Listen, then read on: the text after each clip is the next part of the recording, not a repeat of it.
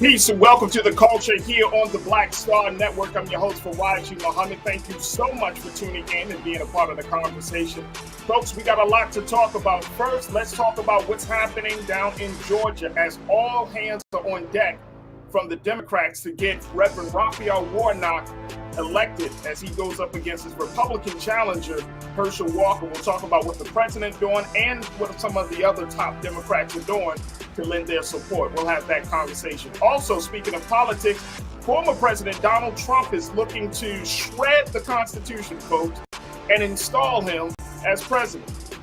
Literally, like, throw away the Constitution. You thought January 6th was bad. Think about why this idea, and I'm asking a big question, why are we not taking this guy seriously? We're going to be checking in with CN lecturer Dr. Jason Nichols to give us some insight into this whole phenomenon. Later on, we're going to be checking in with my guy Scotty, who is a sports blogger, to talk about Coach Prime moving from JSU to the University of Colorado. And I'll share with you what he said. As Coach Prime said, it's not about the bag, but it's for the opportunity. What do you think? And then later, we'll talk a little bit about some other things. I got some other cultural topics, folks, but all of that and a whole lot more. And, of course, your thoughts into these conversations. So stay with us. It's all happening on today's edition of The Culture right here on the Black Star Network. Let's go.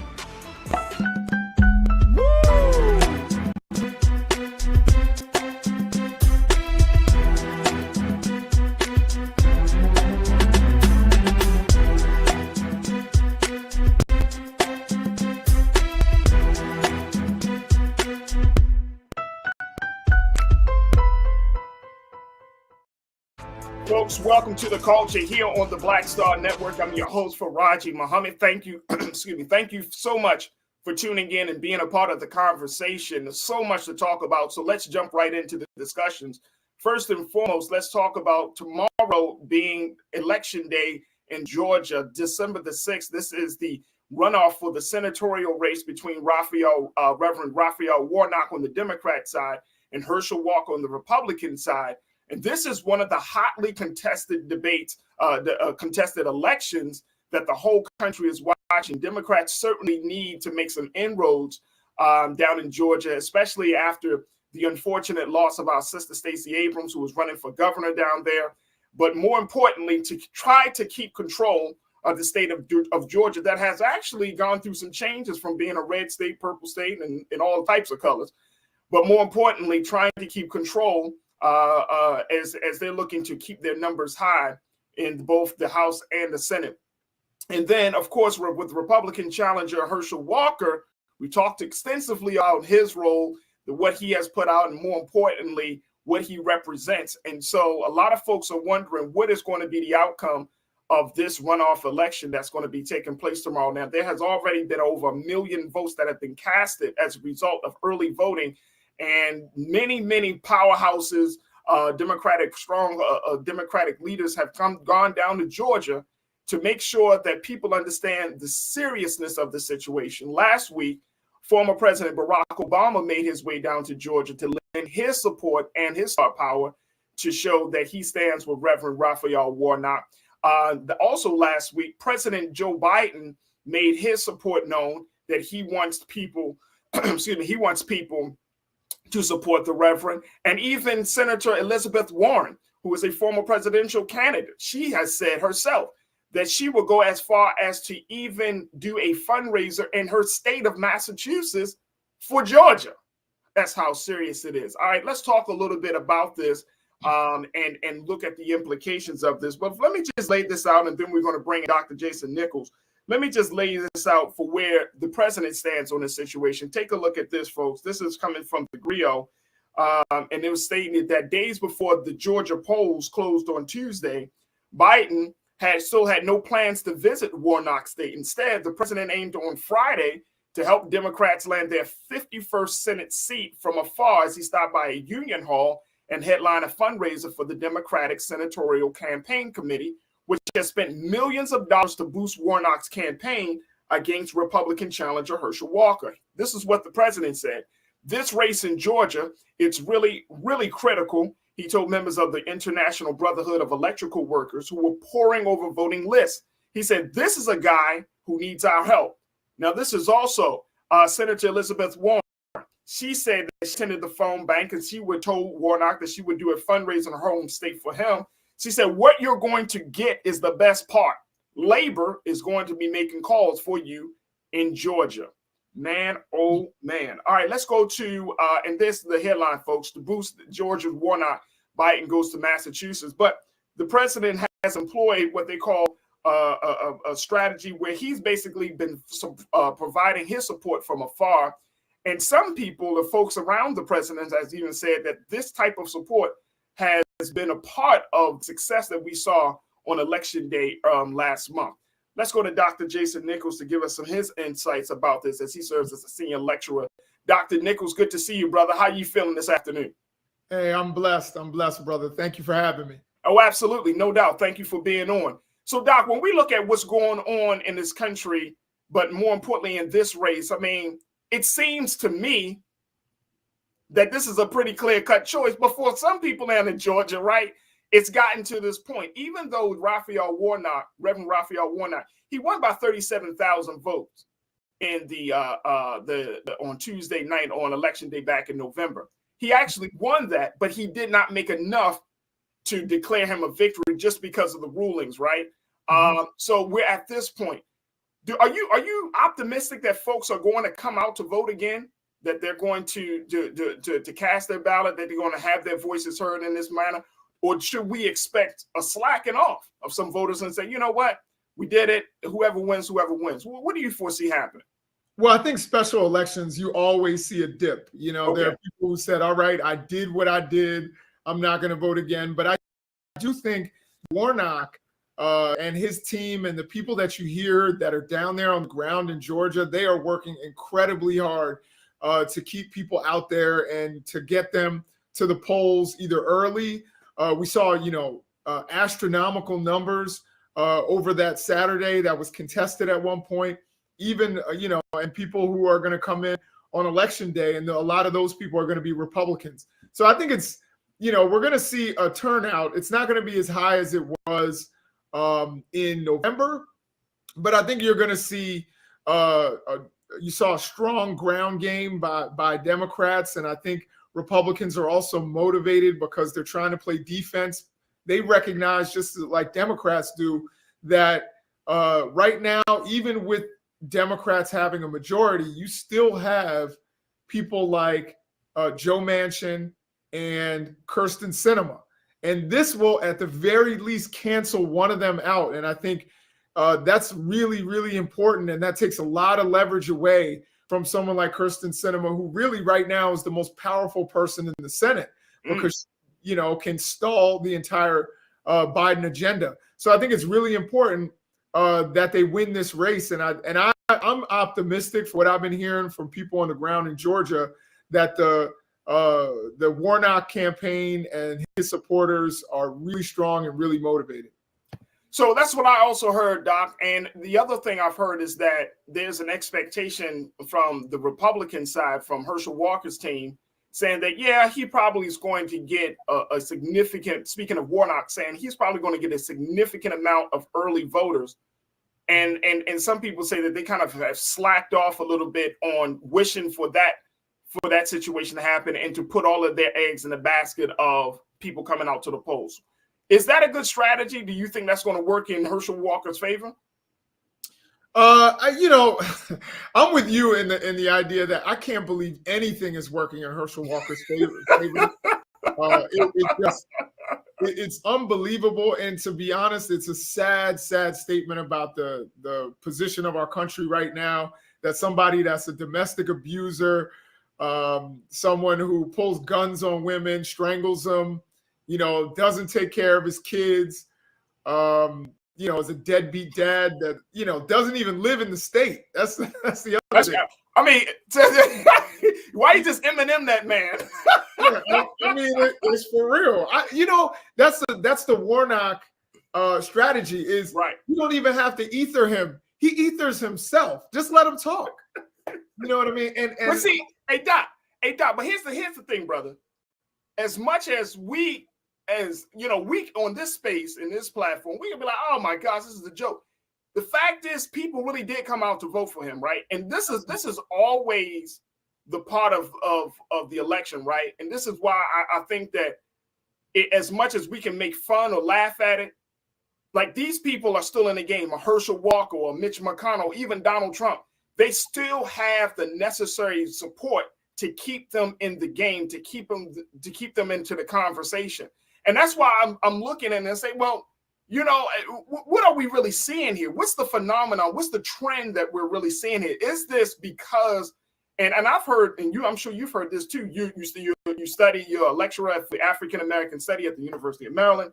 But I know that there are some Black folks who are so disgruntled with the Democratic Party that they're willing to say, you know what, bump it. I'm going to the other side, and whatever happens, happens. So I know that that's part of the sentiment as to why Herschel Walker or even like a Donald Trump has gotten to this point, because of that protest vote that we may be seeing from Black folks. And I'm concerned that may rear its ugly head again during tomorrow's election. Is that a concern for you too? So that's not so much a concern. I think really is the protest non-vote. Okay. Black people, Black men, Black women who decide, look, I'm not voting. I'm sick of both of these parties. They're not, working in my interests. You saw also a lot of people who voted for Warnock and voted against Stacey Abrams, So I think one of the things that we have to hope for is that he keeps that vote. I think there were probably some people who were, probably Republicans who would probably vote are just disgusted with Herschel Walker. You just want to hope that they don't get talked into it by the people that are coming in supporting Herschel Walker, like Ted Cruz and Lindsey Graham and all of that. And you want to make sure that Warnock still gets their vote. I'm not so, as far as Black folks, I'm not really too concerned about people going over and voting for Republicans. What I am concerned about is our reliance as far as Georgia, our reliance on Metro Atlanta. I think one of the good things that, our dear brother Roland Martin is doing is going to places outside of Atlanta and recognizing that there are Black people throughout the state in some of the rural areas who seem to be ignored. And we think it's all about, Fulton and DeKalb and Gwinnett and all those areas around Atlanta. There are other places that you can galvanize that vote. You just have to go there. You have to show them your concern, show them you're thinking about them. And I think that could really make a difference and help Raphael Warnock over the top. But I'm not too concerned about people saying, hey, I see something in Herschel Walker. That's not something I'm too concerned about. Oh, I hope not. I hope your concern is just as, it just destroys my concern. Just blows it away, brother. I really do. Look, we got to take a quick pause. When we come forward, folks, let's talk with our online culture crew. This is the opportunity that we hear directly from you. If you posted your thoughts in the chat, share with us, what are you thinking may happen as we see the state of Georgia going back to the polls for this major urgent senatorial race between Reverend Raphael Warnock and Herschel Walker. We want to hear from you. Post your comments in our chat, whether as we stream it on all platforms, and we would love to hear from you. Folks, stay with us. We got a lot more conversation with my brother, Dr. Jason Nichols, and you. So stay with us. It's The Culture here on the Black Star Network.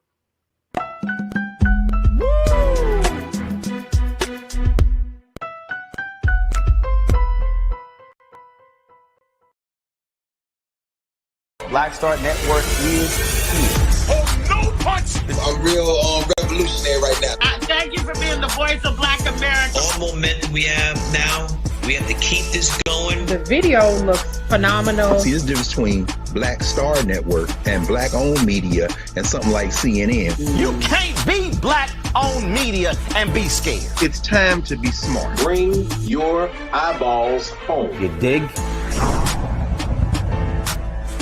When you talk about blackness and what happens in Black culture, we're about covering these things that matter to us, speaking to our issues and concerns. This is a genuine people-powered movement. There's a lot of stuff that we're not getting. You get it, and you spread the word. We wish to plead our own cause Too long have others spoken for us. We cannot tell our own story if we can't pay for it. This is about covering us. Invest in Black-owned media. Your dollars matter. We don't have to keep asking them to cover our stuff. So please support us in what we do, folks.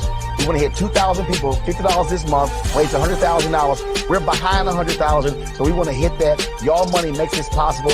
Checks and money orders go to P.O. Box 57196, Washington, D.C. 20037-0196. The Cash App is $RM Unfiltered. PayPal is R Martin Unfiltered.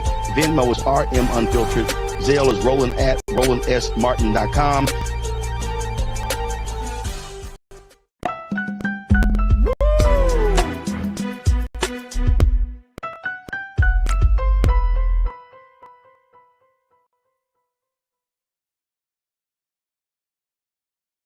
Folks, we have been talking about the big senatorial runoff race then down in Georgia between Reverend Raphael Warnock and Herschel Walker, who is a former NFL superstar. Now, this race down in Georgia has gotten the attention of the whole country, so much so that the top Democrats within the party, former presidents, former President Barack Obama, President Joe Biden, other top Democrats, Senator Elizabeth Warren, and others have lended their support to Raphael Warnock to make sure that he gets that seat that would give the Democrats another voice in the Senate, give them a slight edge in the Senate.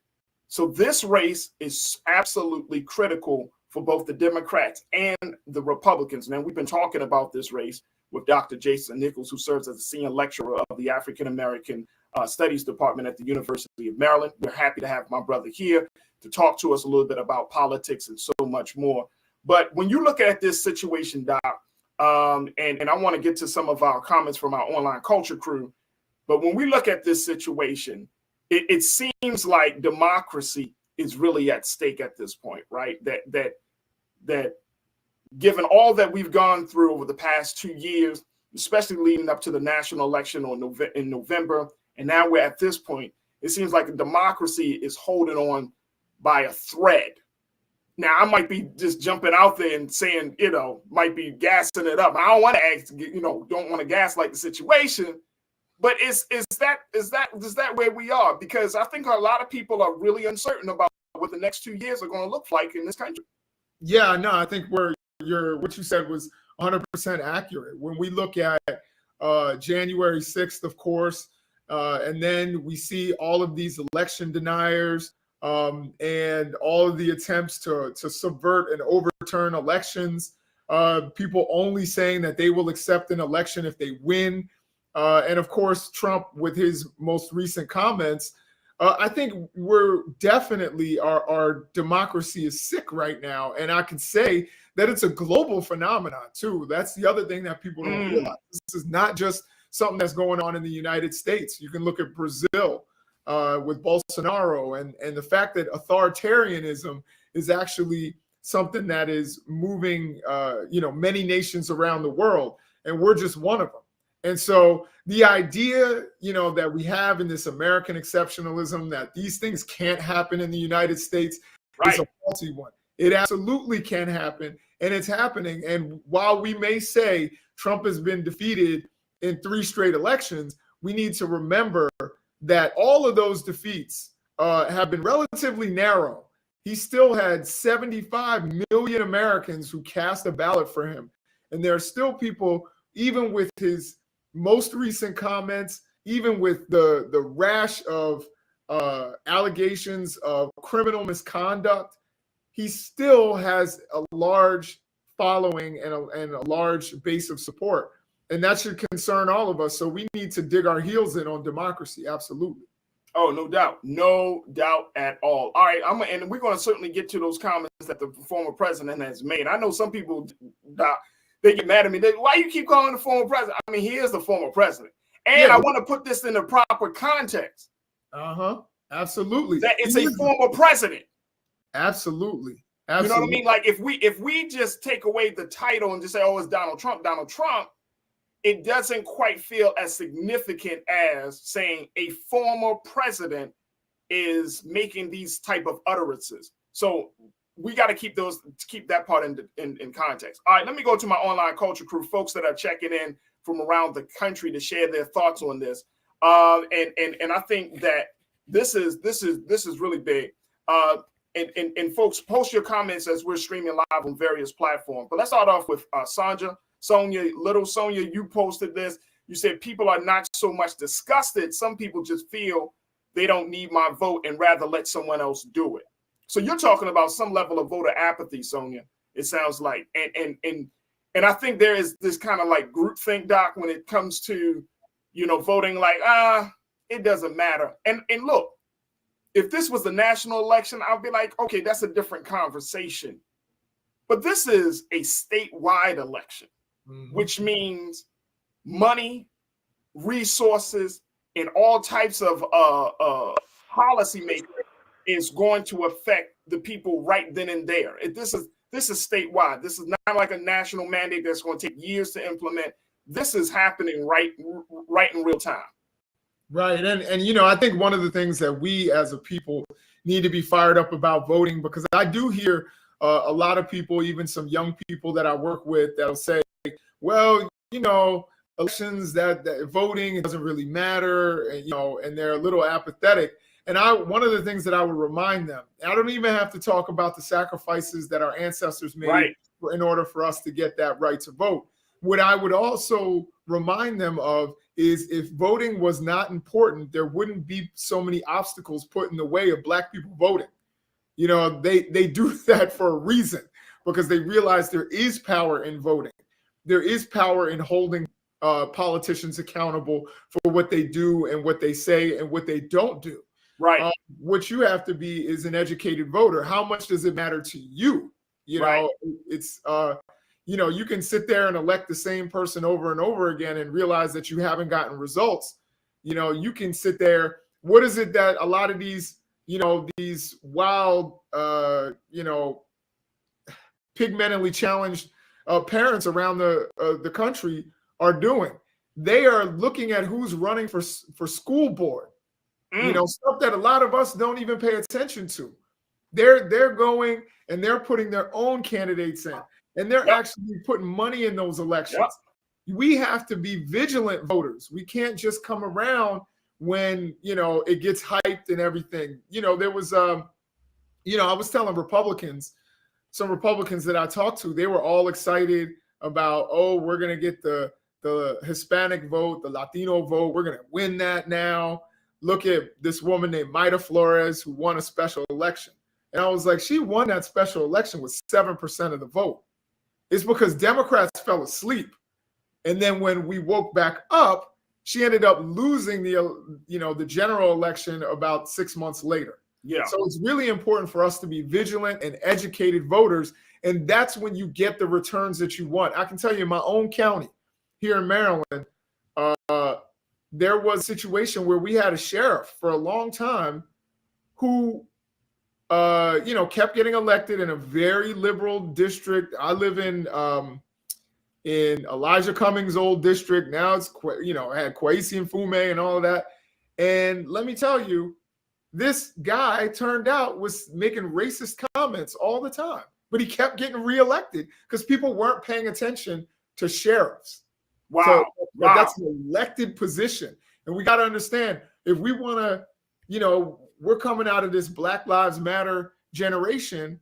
And I tell my students all the time, I'm like, look, you got to remember, you want people to be held accountable for taking Black lives. Your DA is an elected position. Your sheriff is an elected position. You got to, so some of this responsibility is on us. And you're talking about the sheriffs, and I think that's an excellent point. But Doc, I'm also looking at them judges. Absolutely. Those judges, right? And the crazy part about it is probably on a lot of states' ballots, they don't really go into detail about where the judge stand. And because we all assume, right, this is what we've been taught in school, that judges are supposed to be unbiased, that judges are supposed to look at the law, not understanding now we're in a space where a Republican judge can make all the difference in the world in creating platform a policy, or they're going to, you know, punish enforcing certain policy because of their political affiliation. Absolutely. That's the other part. Like, you're absolutely right. Sheriffs, but then you got them judges, bro. And once them judges start, you know, you don't want to stand in front of a judge who has a history of being biased, or a history of you know, penalizing black boys or black girls is in an unfair manner. You just don't want to stand it. And we don't know those judges. I'm gonna be honest. We don't know. We don't. You know, we're so focused on the political representation. We're not thinking about, oh, a judge is actually being voted in. Oh, a sheriff is actually being. Let me see where that is. I'm in California, and you know, that's like the LA County sheriff. That was a huge race in LA. You know what I mean? So that's another point that we got to look at, that those judges, those smaller offices, but that wield big power, those are the places that we should keep our eyes on. I appreciate that. Janelle, let's hear from you. Janelle, my sister, you always checking in, loyal online culture crew member. You said this. You said, I'm concerned. You said, well, first, increasing consistent turnout is going to require building civic activity until it is muscle memory. Record turnout sounds nice, but that's been historically too low. We have to level up. Facts. I agree. I agree. And I think and Doc, and you can kind of speak to this, I think the shift for the American people at this point is that we have to really, and I mean, it's always been understood, but our understanding of participatory politics has to go beyond just voting. And I even said on this show, we can vote all day, but if you do not put in some work, volunteer for an organization, work for a cause that you're passionate about, the vote is going to carry you, but so far, but you need to make that vote a reality. And I think that's the part about it. Like, for us, we think that our participation is just in voting, but if you want to be an engaged, active citizen, then you don't need to just vote. You need to go to work to make your vote a reality.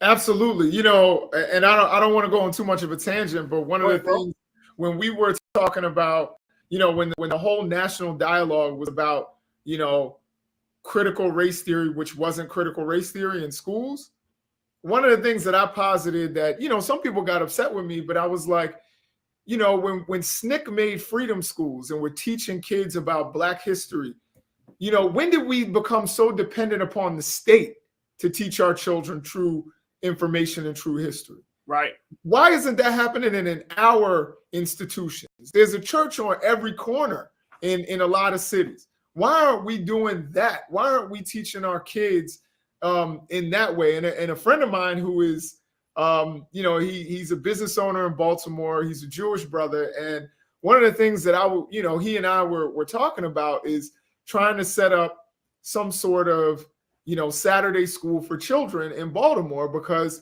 you know, he will tell you, he's like, coming out of my community, and don't think I'm going in a Kanye direction here, but one of the things that he would say is in his Jewish community, he's like, we got an extra day of education. You know what I'm saying? For our children. You know, not only was it education in reading and writing and arithmetic, it was also a cultural education. Right. We learned about our culture, you know, and we were both talking. We were like, yo, well, how can we provide that to Black kids in Baltimore? And this is a Jewish guy talking about this, you know, and I think that those are some of the things where we need to take responsibility, not always look to the state, who has been notorious for actually oppressing us, and actually doing this within our own communities by our own hands. So I 100% appreciate your comments about, you know, us not just depending on voting, when we know that even when you vote for somebody who you agree with and you stand for, there are things that we can do outside of state power. We want state power to do the right thing and not oppress us.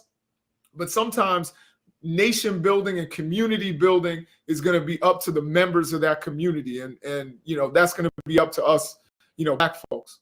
Absolutely. Folks, we're going to take a quick pause. And as we come forward, we'll continue our conversation with Dr. Jason Nichols. But we'll also, let's bring in the other part of this conversation that Dr. Nichols had alluded to about the comments of President Trump and how these ideas that the president has about, restructuring the American government, how these should not be ideas that should be just seen as a fluke. When are we going to take Donald Trump seriously? Folks, I got to ask the question. The man is talking about running again for 2024. When do we take this man seriously? We're going to have that conversation with you. Stay with us. It's The Culture here on the Black Star Network.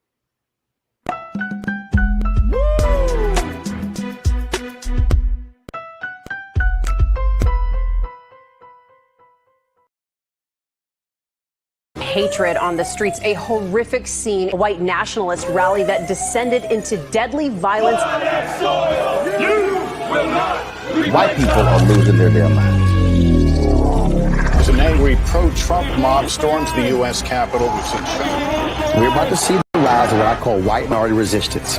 We have seen white folks in this country who simply cannot tolerate black folks voting. I think what we're seeing is the inevitable result of violent denial. This is part of American history. Every time that people of color have made progress, whether real or symbolic, there has been what Carol Anderson at Emory University calls white rage as a backlash. This is the rise of the Proud Boys and the Boogaloo Boys. America, there's going to be more of this. Here's all the Proud Boys, guys. This country is getting increasingly racist in its behaviors and its attitudes because of the fear of white people. The fear that they're taking our jobs, they're taking our resources, they're taking our women. This is white fear.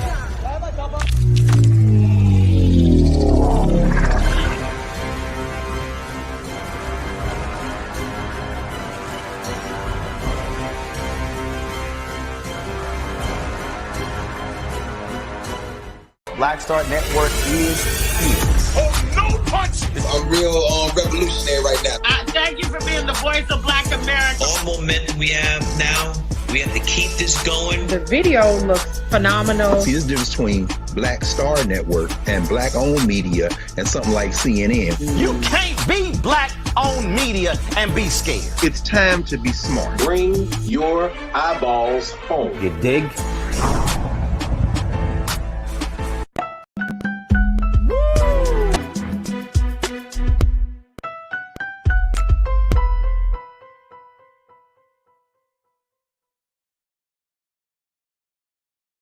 All right, folks, welcome back to The Culture here on the Black Star Network. Folks, we've been talking to Dr. Jason Nichols, a lecturer of the African American Studies program at the University of Maryland, talking politics as we talk about what's happening down in Georgia. And of course, we're keeping our eyes on Georgia. Brother Roland Martin has been down in Georgia for the past few days, kind of just chronicling all of the activities around Senator Raphael Warnock's campaign and making sure that he gets a victory in this senatorial race runoff. So please make sure y'all tune into Black Star Network for all of the latest news and information about what's going on down there, especially considering tomorrow is election day for the state of Georgia for this special election. So there's going to be a lot that's said. Make sure y'all stay tuned for tonight's coverage and all day tomorrow. And we'll see what the implications of that this major election will have on the people of the state of Georgia. Now, let's talk a little bit about what happened. Let's leave Georgia, and I want to go to Florida, where former President Donald Trump is, where he has come out to say some very wild things. And let's bring in my brother, Dr. Jason Nichols, back into the conversation, because Doc, I'm convinced that at this point, this guy has gone so far, right? And I mean, it's like, what does he have to say? What does he have to do for somebody to say, you know what? And I'm talking about people around him, people that's in his party, because we already know, we like, dude, he's off the rocker. This dude he needs to be stopped. But he has millions of supporters. And he posted something on his social media, Truth Social. He said, do you throw the presidential election results of 2020 out and declare the rightful winner, or do you have a new election? Take a look at this, folks. He said a massive fraud of this type and magnitude allows for the termination of all rules, regulations, and articles, even those found in the Constitution. He wrote this in a post on the social network Truth Social, and he accused big tech of working closely with Democrats. He said our great founders did not want and would not condone false and fraudulent elections. And look, and I know we both kind of like taking this moment just to grin, but this is very serious, right? Because it comes from a former president. It comes from a man who is seeking to set back into probably the most powerful seat in the world, right? It comes from a man who influenced what we saw with the storming of the Capitol. And I mean, it comes from a man who is still throwing the seeds out there after hundreds of people have been arrested from January 6th. There have been a number of candidates that have lost their races as a result of their connection with Donald Trump. But it comes from a man who continues to promote a lie and, more importantly, I think start to really eat at the foundation of what this country said it believes and it stands on, which is democracy. This is very serious. Why aren't we taking this man seriously, Doc?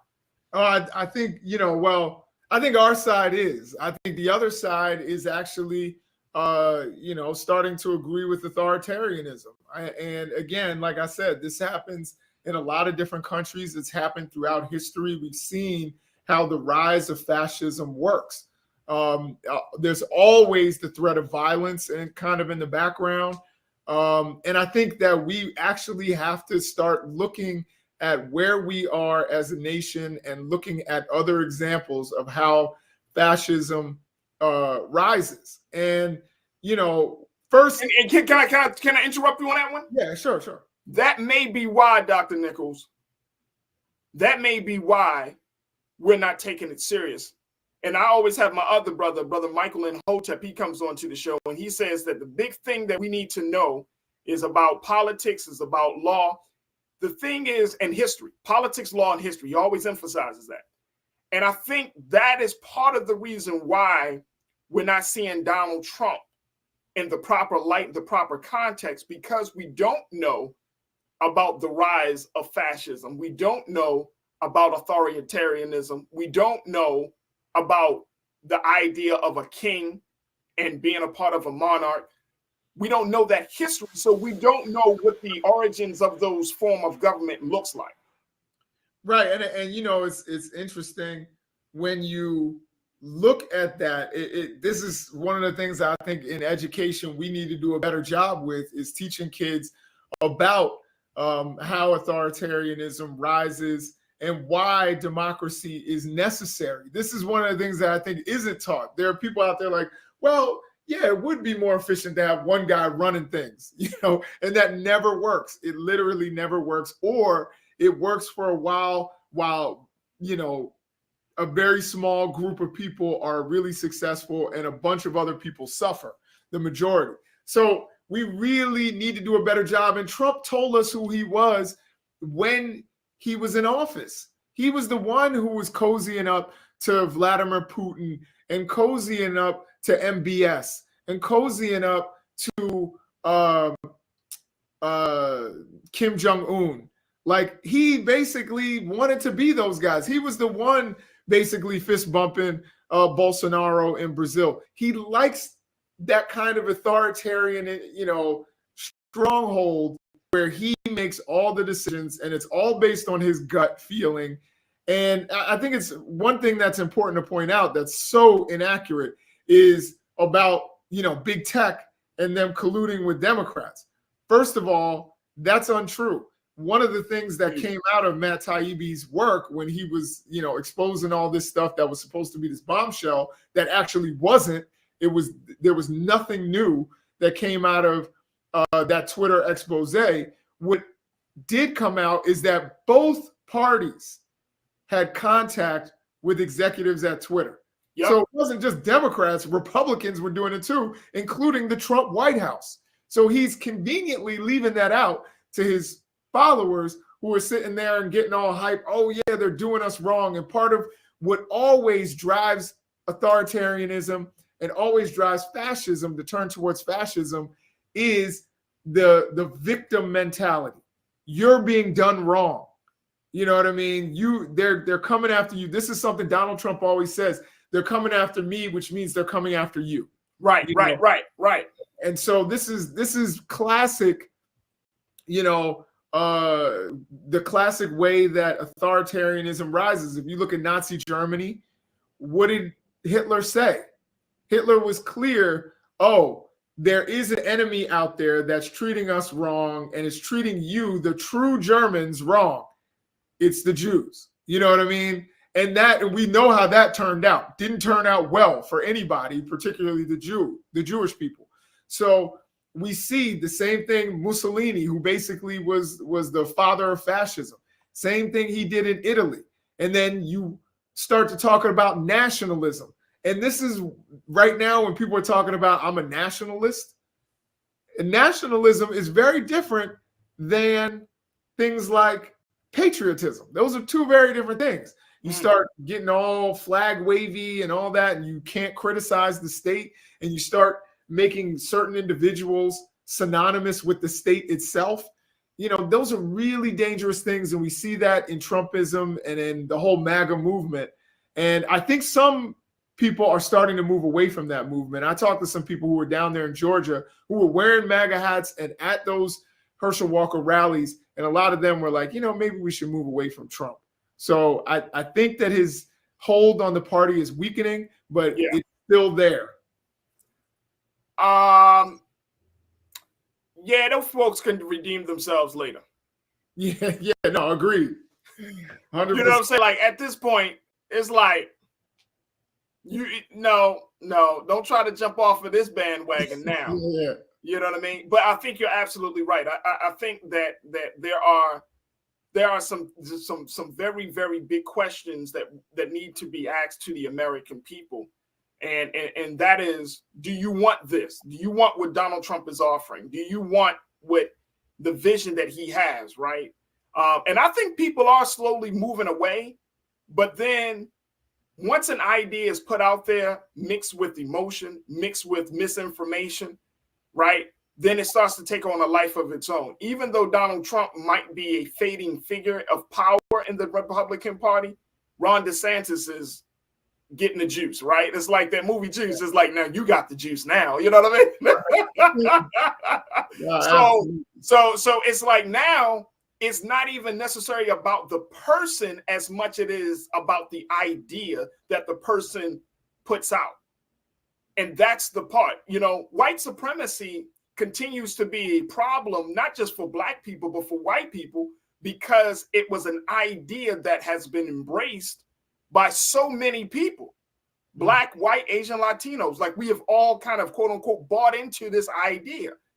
And so now it's harder to separate yourself from, to disassociate yourself from it, because it's an idea that is so ingrained in the psyche of the American people. Same thing with the MAGA movement. Now you have to do a complete brainwashing, because now everything that you had consumed, all the information and how you saw the world, was influenced by that particular lens. And it's going to be hard, but it's going to be more than just, we don't like Trump no more.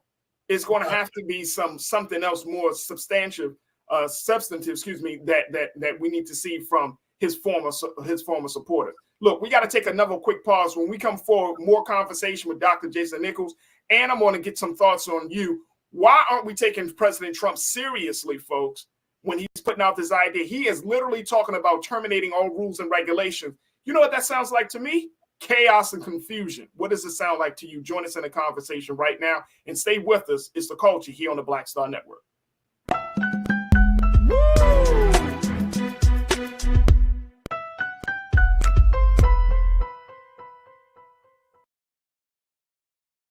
Pull up a chair, take your seat.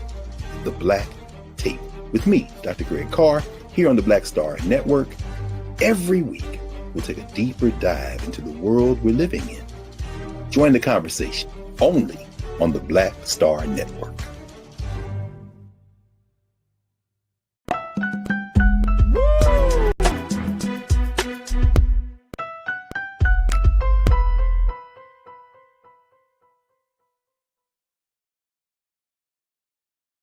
All right, folks, we have been talking about some of the latest comments and remarks, really a post that former President Donald Trump has posted to his Truth social media platform, where he talks about essentially shredding the Constitution. King Keenan and Ariel, let's put this quote back up on the screen, because I think this is crazy. This is crazy, folks. What the former president, a man who is actually running for office, what he is proposing as a result of his loss in 2020. He said, do you throw the presidential election results of 2020 out and declare the rightful winner, or do you have a new election? A massive fraud of this type and magnitude allows for the termination of all rules, regulations, and articles, even those found in the Constitution. He also talks about how he's accusing big tech of working closely with Democrats, and our great founders did not want and would not condone false and fraudulent elections. He said the termination of all articles. I want to bring Dr. Jason Nichols back in, senior lecturer from the University of Maryland for African American Studies.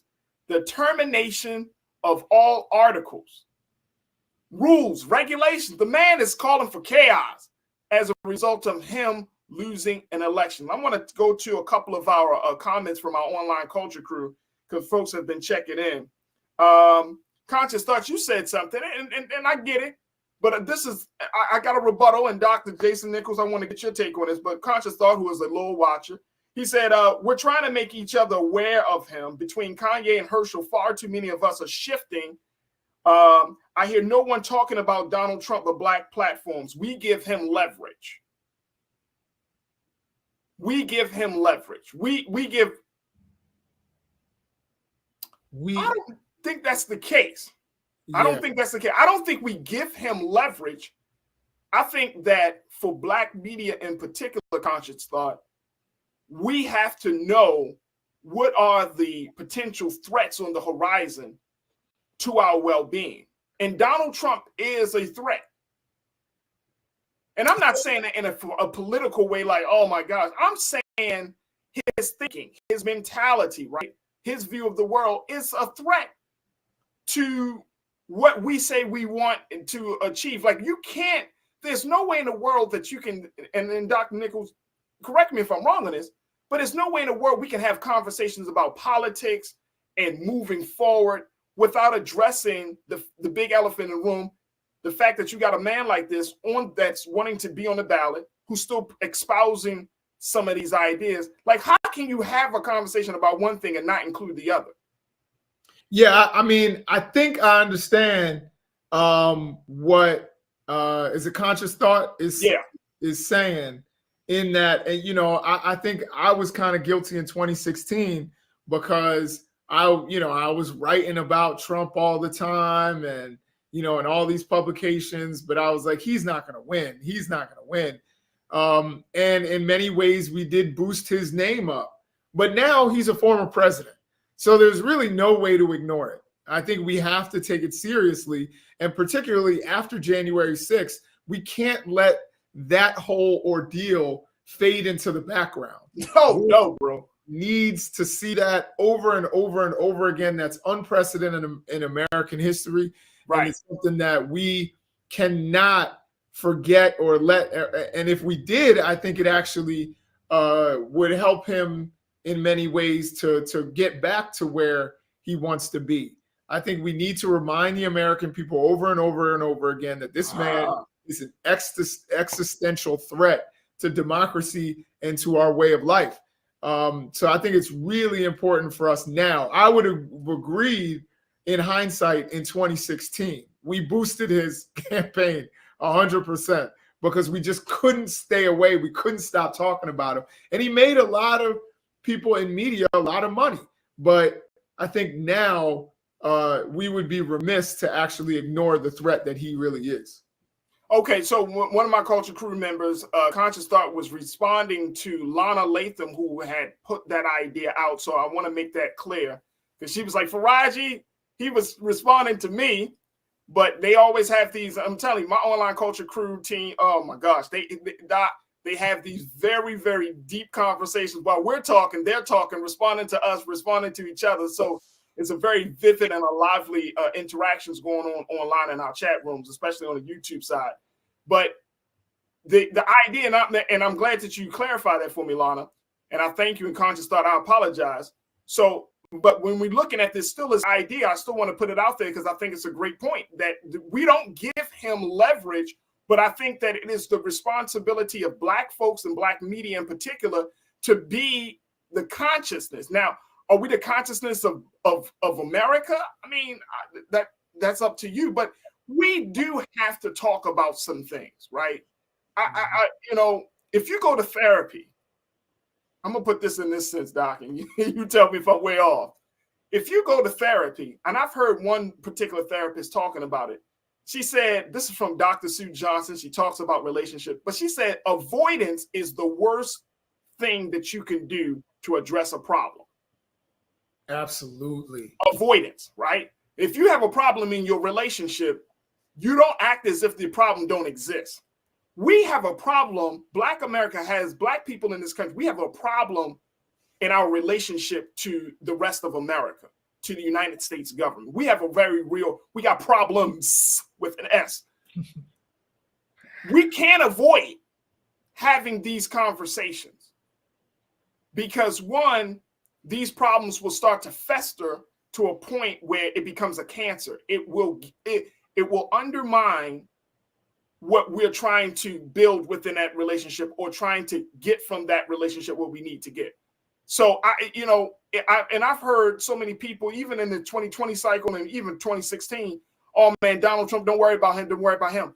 This dude is not a fringe dude. You don't get millions of people to ride with you and you consider to be fringe. It's like if you watch InfoWars with Alex Jones, they're fringe, but they're mainstream because everybody knows about them.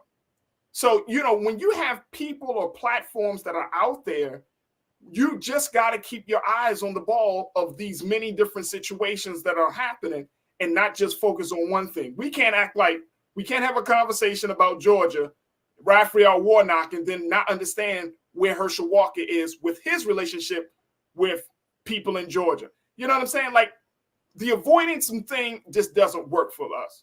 And I think at this point in time, Donald Trump has to be taken seriously, so much so, or we're going to see a situation just like we saw on January the 6th, just like we've been seeing where political leaders are being threatened with violence, people are running up in homes and all the type of stuff. We're going to see more political violence in this country that we once thought was just stayed over in the Middle East will now actually be here in America. Yeah, no, that's absolute fact. And, you know, it's funny that you said that thing about things not being fringe. I used to do Fox News, and people used to always come up to me and be like, why are you going on that? That's extreme. That's fringe. I'm like, that's where a lot of America is. That, you know, I think it was 16 of the top 20 cable news shows were on Fox News. We have to go in and engage it. Now, I have a little bit of a different view now, but at the time, you know, I think calling it fringe, it means that we don't address it. That means that we ignore it. That means that we let it fester.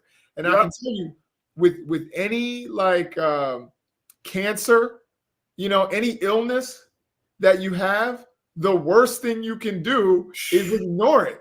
Because guess what? It'll grow, it'll metastasize, it's in your bones, and then you're in real trouble. Whereas if you get it at stage 0 or stage 1, you can actually treat it and live, you know, many years beyond that. So with any disease, you know, and I think right now, like I said, democracy is sick. You know, if you ignore it, then you're in real trouble. Then you're gonna drop the ball and lose that democracy. That democracy died. There it is. Hey, Doc, I gotta have you back on, brother. I truly appreciate your insight and your analysis. We certainly gotta have you back on. But I thank you again for spending a little time with us this afternoon. Dr. Jason Nichols, who is a senior lecturer for African American Studies at the University of Maryland. Doc, we'll have you back on again, brother. Thank you for your time. Absolutely. Thank you, Farajii. Absolutely. Yes, sir. All right, folks, we got to take a quick pause. When we come forward, let's switch gears. Let's talk about what's happening in the world of college sports. Big move and a major announcement was made over the weekend where Coach Deion Sanders, or AKA Coach Prime, had announced to his team and to the rest of the world that he was leaving JSU just after a couple of years of being the head coach there. and taking his skills and talents to University of Colorado, many people said that it's for the bag, but Coach Prime said it's not about the bag, it's about opportunity. What do you think? We're going to check in with sports vlogger and founder of Offscript TV, my man Scotty, to get his take on that. Also, we're going to check in with Brother Michael and Hotep in this next hour. So stay with us. A lot to get to, and you're tuned into The Culture right here on the Black Star Network.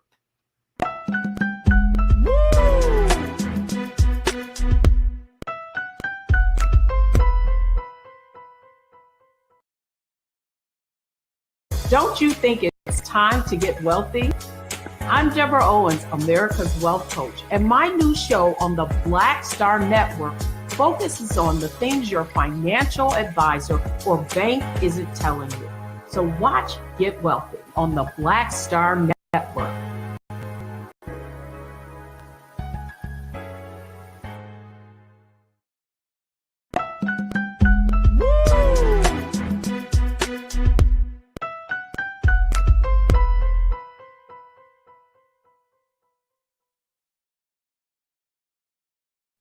Folks, welcome to The Culture. Welcome to the second hour of The Culture here on the Black Star Network. I'm your host, Farajii Muhammad. Thank you so much for tuning in. If you didn't have a chance to just tune in for the conversation that we had in the first hour, so we talked to Dr. Jason Nichols, the senior lecturer from the University of Maryland. He is a senior lecturer for African-American Studies. Make sure y'all check it out as we talk to Dr. Nichols about what's happening in Georgia. And, of course, we talked about the remarks of former President Trump about shredding the Constitution. Folks, oh, folks, we got a lot to talk about, but make sure y'all definitely check that out in the replay and so much more. Now we want to turn our attention to the world of sports, college sports in particular, as a big announcement was just made over the weekend where Coach Deion Sanders, a.k.a. Coach Prime, had decided to call it quits at JSU, a historically black college and university, HBCU, that he helped to rebuild their athletic program, their football program, to where they actually won the national championship under his leadership. And so Coach Prime said right after that game, hey, you know what? I appreciate y'all, but I'm going to move on, take my talents someplace else. Now, the thing is, Coach Prime did promise JSU that he would still be coaching for the Celebration Bowl that's going to be happening later on this month. But he is going to be making a big move from JSU, Jackson State University, all the way to the University of Colorado. And let me just share with you what Coach Prime had to say, and then we'll talk a little bit about what CU had to say. But take a look at this, folks. Here's what Coach Prime had to say. He told his teams after the game he accepted another job. He intended to coach Jackson State in the Celebration Bowl for HBCUs on December the 17th in Atlanta against the Mid-Atlantic Athletic, the MEAC Conference champion, North Carolina Central. So Jackson State ended their season 12-0 under his leadership. Perfect season. He said, quote, this is Coach Prime. He said, in coaching, you either get elevated or you get terminated. He told his team. Now, he also said there ain't no graveyard for coaches where they die at the place. They're either going to run you off or you're going to walk off. Now, he talked about the dearth of black head coaches at the highest level of football and trying to be a catalyst for change. He said it's not about a bag, it's about an opportunity. It's not about the bag, but about an opportunity. Okay. Let's check in with sports vlogger and owner and founder of Offscript TV, my guy Scotty, to get his take on the big move and a major announcement that has shaken college sports across the land. Scotty, my guy, how are you this afternoon? Man, I'm good, man. It was good to be back, bro. Appreciate you. It's good to have you. You know, hey, Scotty, you were the guy that I wanted to have to talk about this. I was thinking about you, bro, because I see the work that you're doing, but more importantly, you have been following this story of Coach Prime when he first arrived at JSU and then the work that he put in to turn that athletic program around. He ended this season, perfect season. They ended up winning the championship. I mean, he's leaving while the fire is still hot. Do you think this was a good move for Coach Prime? Do you think that him moving on to the University of Colorado is the best place for him? Oh man, see, this is the thing when you talk about Coach Prime. Is it the best place for him? It's funny you say that because I don't believe there's like a place that Deion can't fit. You know what I'm saying? Because he's Deion. Like it's different. And I know when you go from an extreme to an extreme, and what I mean by that is when you go from extreme to all black to an all white situation, all the black people are gonna be like, they won't understand you, Deion. Like, you know, we're your people. But Deion's been around all white people. He's been around white business. He's been in the NFL. They got white people. Like Deion is just a very easy blend. He's kind of like Tony's. Like it just goes on everything. You know what I'm saying? So it's not to say it's not going to be a good fit. Now, will they allow him to do some of the stuff that he's used to doing? Maybe not. But Deion in himself is not going to be a problem for fit wise. I don't see that happening. So, but do you think this was a hit for HBCUs? I mean, does this give off the message that and we don't, and I don't know, I have been trying to find it. How much are they offering him at CU that they versus what he got at JSU? Oh, it's night and day. Oh, listen, if they offer me 10 times what I was making, I'll be in Wyoming. Okay. No, I don't care where you put me, but no, he was getting paid like $500,000 a year, and at CU, I believe it's like 5 years, like 30 million. So it's like 6 million per year. So you know what I'm saying? You go from $500K to $6 million a year. Yeah, you could put me in Oregon. I don't care. Like so how are we supposed to believe Coach Prime when he said it's not about the bag, it's about an opportunity? So I think it is both, right? So the bag is not for him. The bag is for his assistant coaches. And that came from the Deion's camp to me when they told me. They said, Scotty, so how, and I'll give you the backstory. This was not supposed to come out before Saturday, right? So I talked to Deion's camp, and they told me what was going on, that he was going to go to Colorado. They told me that on Thursday. So they said, hey, Scotty, Saturday we're going to make the announcement after the game. Pete Thamel gets a hold of it. It starts leaking out. And once that bowl cracks, it's hard to put the water back in, right? So I mean, so a lot of people are getting mad by the way he left and things. It wasn't supposed to go down like that. So, but the reason that they told me for Deion's camp was that Deion's guys have been rocking. Some of the guys have been with Deion for like 16, 17 years, coaching youth league and all type of stuff with Deion. And he wanted to give them life-changing money. You're talking about a linebacker coach maybe making $60,000 to now being able to make $300,000, $400,000. That is a life-changing money for some of these guys. So I do believe it was about the bag for his assistants. It wasn't about the bag for Deion. Deion don't need no bag. I don't want to count your pockets, Deion, but you don't need no bag. Right.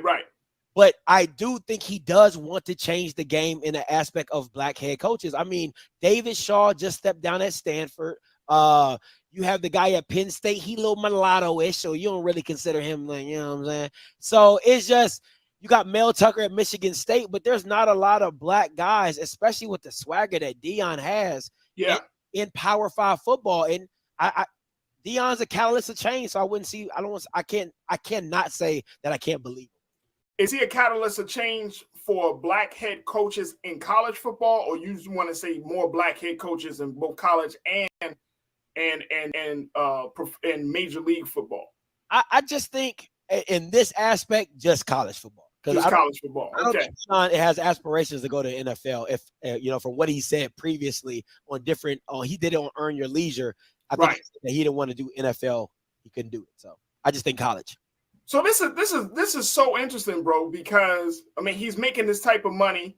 He's going to be enriching his team. But what about the legacy of JSU? Because I read these reports, and tell me if these reports are wrong, Scotty. But I think he's talking about bringing one of his sons to CU to possibly play. Some other players are saying that they may want to transfer to CU. I mean, that can just disrupt the rhythm and the team there, right? It's college football. Okay, did anybody have a problem when Caleb Williams left Oklahoma and went to USC with Lincoln Riley? Nobody had a problem with that. Just because it wasn't his son doesn't mean the same thing happened. He was a starting quarterback at Oklahoma. Right. When he dipped to USC, Caleb Williams got on that plane and said, hey, I'm coming with you. So it happens all the time in college football. And it's his son. Like, you think his son ain't going to come with his dad? Like, that don't even make sense. But there's some other players that he recruited. Travis Hunter, the #1 player in the country. He probably going to leave with him. Kevin Coleman, top 15 receiver in the country. He probably going to roll with him. Shiloh, his other son's probably going to roll with him, and probably some other players in that aspect that are going to roll with him. So I don't see it as too bad, because my mom always says, as long as you leave a place better than when you found it, you're good to go. And Deion has done a lot for Jackson State. Has done immense. And he's been there for only, what, 2 seasons? 2.5 seasons, yeah. 2.5 seasons, right. 2.5 seasons. Yep. 2.5 seasons. He's turned that program around. They're national champion at this point in 2.5 seasons. 2.5 seasons. 2.5. They're SWAC champions. But I want to go back to the original question that you asked earlier about doing it for college football. I think he's doing it for former NFL players, right? That want the opportunity, because they're not. Listen, let's call this, man. This is called the culture, right? These Power 5 coaches are not, these Power 5 programs, all white, ran by all white guys. They're not going to hire NFL guys that don't look like them, because they're going to be like, oh, I don't want to take a risk. I don't want to take a chance. But Deion is he's blazing that trail to allow NFL guys like Ed Reed, Ray Lewis, who make Cam Newton maybe, who might want to get into coaching. I didn't think about it, Scotty. And they have the resume because they're Hall of Famers. They played the game, Chad Johnson, whoever, that they can step into these roles and maybe go to an HBCU and then make the jump to a Power 5. Now, you might not like that, but that's just the name of the game. These H can't pay what the Power 5 schools can pay. So I think that might be. Scotty, I wasn't even thinking about that. That's a great point, that he's opening the door for former NFL greats to give back into their communities, especially at these smaller schools, right? These smaller like HBCUs and whatnot. I did not think about it like that, bro. Very quick question. Okay. Then we got to go to a break. But Ben Stewart checked in and said, my question is, did JSU counter the offer, and will JSU share a percentage of the increase of revenue to keep Prime? They countered, but they countered like at the last hour. They was like, oh, give Deion $1 million and see if he stays. Like, you do that to your girlfriend who you've been dating for 3 years, and then she about to leave you, and about, maybe I'll marry you. She ain't gonna believe nothing you talking about. She ain't gonna believe nothing you talking about. And every woman in this chat gonna be like, yeah, Scotty, you right. I know I'm right. That's Beyonce right now. She would not be my fiance if I waited till she was about to leave me to propose. Stop. You can't do people like that. You know what I'm saying? You just can't. So that's what happened. Hey, it's like you can't fumble people, right?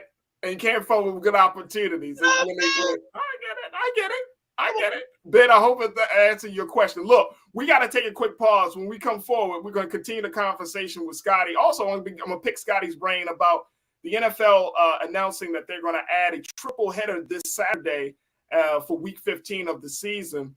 And what does this mean for players all across the country? So we'll have that conversation and, of course, continue to take your comments as well. So stay with us. You're tuned into The Culture here on the Black Star Network.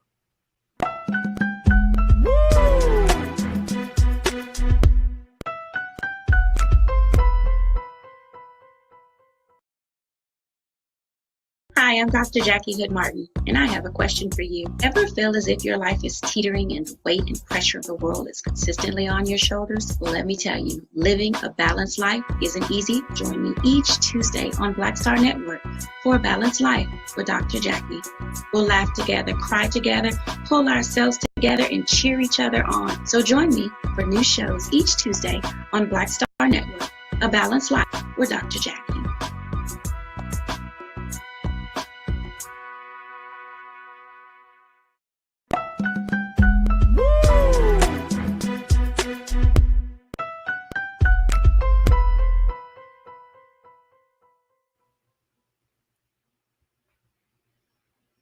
Folks, welcome back to the show. We've been talking to a sports vlogger and the host of Off Script TV that can be found on IG, my guy Scotty, to talk to us about the big announcement coming out of Jackson State University, where Coach Deion Sanders, who is the coach for this championship team, has made the announcement this past weekend that yes, he is planning to make a move from JSU to the University of Colorado as an attempt to continue to push the boundaries and to provide more opportunities. He didn't say which opportunities. He just said for opportunities. Now, I'm going to share with you what CU had to say about this situation. Take a look at their statement as they're very excited, of course, to turn their athletic program around, as their football team had a season of 1-11.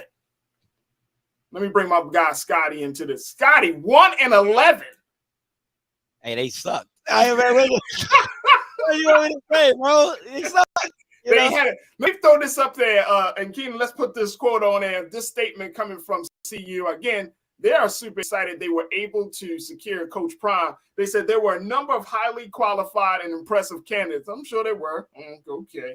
Not more impressive than Deion Sanders that were interested in becoming the next head football coach at Colorado, but none of them had the pedigree, the knowledge, and the ability to connect with student athletes like Deion Sanders. Now, this is coming from Colorado University Athletic Director Rick George. He said in a statement, he also said, not only will Coach Prime energize our fan base, I'm confident that he will lead our program back to national prominence while leading a team of high quality, and high character. This is interesting because the other part about this, Scotty, is that, you can bring in Black talent to make things great. But does this open the conversation or open the door for institutional investment in Black talent? You know what I'm saying? Like, even because, Coach Prime, he's 55 years old, right? He may not be coaching forever. So he might just be one of those guys that kind of get the ball rolling, starting it up, energizing the program, get you a ring, get you a chip, and then move on. But does this open the door for us to have a conversation about institutional investment in Black talent, sports talent, in college football? Do you think that that's going to be something that's going to be talked about? Listen, man, I want to go back to that quote real quick. When he says, like, brace student, he means he can connect with brothers. That's what he means. Let's call it, I can't. Let's call it, right? He connects with brothers. You know what I'm saying? Like, hey, look, first and foremost, it's Deion Sanders. Come on. Like, if I was in college football, if I was a player, and then you're talking about we're going to get a new coach, and be like, who's the coach? It's Deion Sanders. Sign me up. I'm playing. I'm riding the bench. I'm doing what I'm carrying the water. It's Deion Sanders, bro. You need a water boy? That can be. But I tell Deion Sanders. I tell people this all the time, and I was on the Auburn podcast. They asked me, I said, you don't understand the Deion effect until he touches down. And Colorado is experiencing that because they just made a statement, said they had over 200 recruits reach out to the school, 4- and 5-star guys looking to get into the program. Like, that's what Deion does. He is an agitator. I mean, like, you can't replicate that. I don't care if you're Nick Saban, Urban Meyer. I do not care what you're talking about. There is a difference when Deion Sanders walks into your home and that's your parent's idol. You know what I'm saying?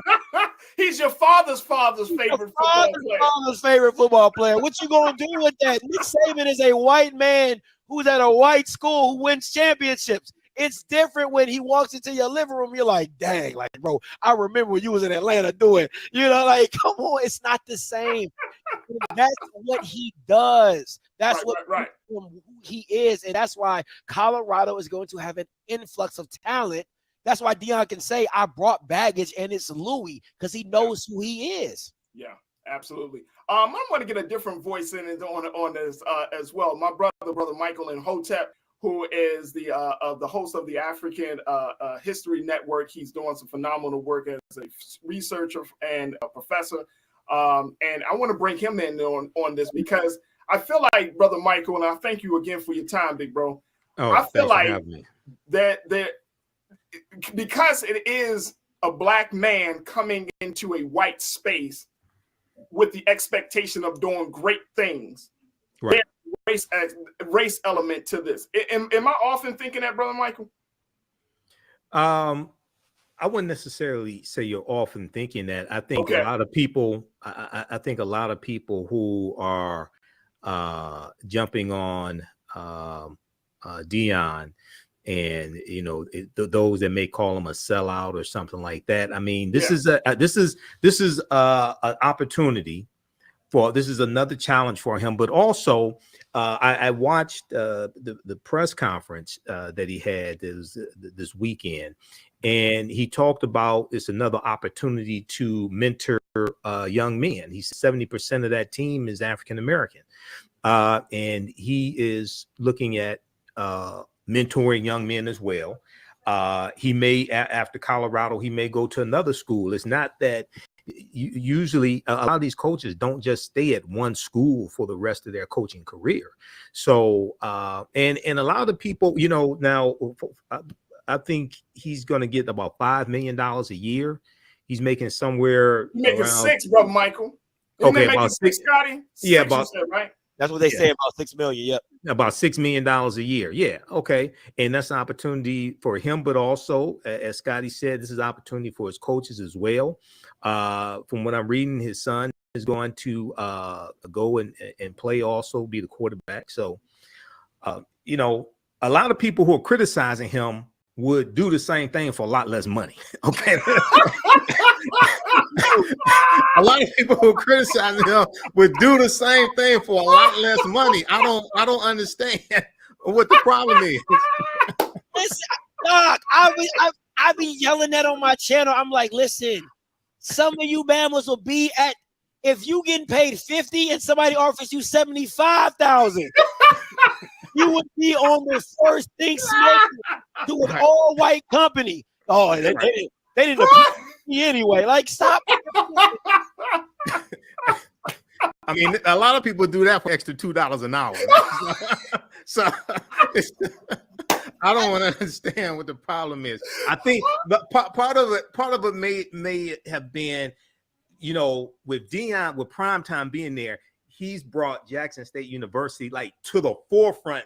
So people who don't even follow college football, because I really don't follow college football, okay? And I haven't watched the NFL game since Colin Kaepernick left the league. So it's not like I like the NFL better, okay? So because of Primetime, it's pushed Jackson State University to the forefront. So now people are like, oh, well, what's going to happen now? Oh, I started following, I started watching because of him. They have gotten a lot more media coverage because of Deion Sanders, and not just in mainstream media, but also on social media. Yeah. Clips of him speaking to his team, things like this have gone viral. Okay, so it's brought a lot of attention to Jackson State University by people who don't follow college football. So, I mean, and that's the thing. I mean, I think, Scotty, as we look at, you know, the implications of this conversation, just the move and everything, you know, like what should we expect right now? What would be the big lesson that Black folks should get from this situation? Because we see this happening all the time. You have a Black person that gets in Black space, you know, they do what they do, they build up a situation, and then they move on. And a part of me tends to believe like we have this expectation that every time a Black person gets into a high profile or a powerful role, that they got to ride that joint all the way to the wheels fall off. When we know in business allows you to build up a company and then sell it, move on to the next project, build up, you know what I mean? Like, there is some things that I think that we fundamentally we have to reconcile. So what's your take on that, bro? All right, real quick. So 2 things for me, right? Number one is that I'm a former military member, right? So in the Army, they always what the slogan is that the Army's going to use you. Make sure you use the Army, right? So if that was Deion's plan to use you as a stepping tool, you should have been building foundational things that would have continued after he's gone. He set stuff in place for you that you can start using and make sure you're good to go 5-10 years from now. You know what I'm saying? So that's on Jackson for not doing that. And also, listen, people got really emotional when Deion said that God called him down to Jackson State and he accepted the answer with collect. Listen, I don't know his walk. I don't know y'all's walk. We don't know nobody's walk. Don't take that for face value. Just start watching the man and how he moves. Like, people got so, oh, God called him here. God called him. Well, God called him to Colorado.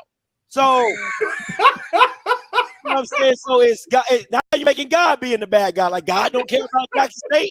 You know what I'm saying? So stop with all the you got to stop with the all emotional with the pastor and God complex. It's like, take it for what it is. That's cool. Okay, God called you down here. We'll see how long you stay. And then if you leave, you leave. It just, people got so wrapped up in that God thing, and it just took it a whole nother direction. And you know what? Being a head coach is, as much as it's about sports, it's a huge part of business. Right. It is. It's a business. It's the business also, right? College sports is a business. So it is what it is. White college head coaches, they do it all the time. They go from one scandal to the next. He didn't have no scandals, thank God. He going to a new space. And so we just hope and pray that he be successful in that space. And I love what you said earlier, Scotty. If it opens the door for Black NFL greats to give back to their communities, I don't care if you spend a couple of years at an HBCU before you go off and doing something else, that level of engagement and involvement will shift the culture tremendously. Yeah, because Black sports. They're walking resources, right? Like they're their own resource. They're not a coach looking for the school to invest in them. Right. They bring a level of investments with them and notoriety and faces. There it is. Just want that from HBCU.